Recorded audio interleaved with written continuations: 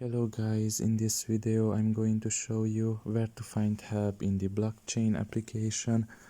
The first thing you need to do is enter the app.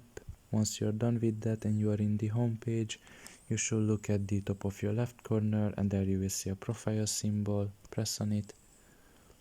And here in this page you should look at the top of your right corner and there you will see a message symbol. Press on that as well.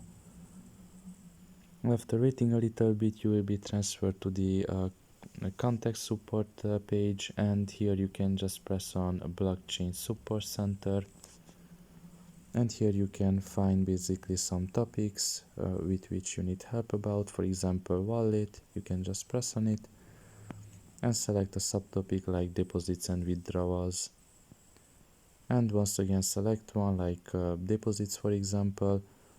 And you can see here some questions and you can just press on one of these and you can see basically the answer to it in steps. So pretty much this is all about it. I hope this video was helpful to you. Thank you for listening and see you next time. Bye bye.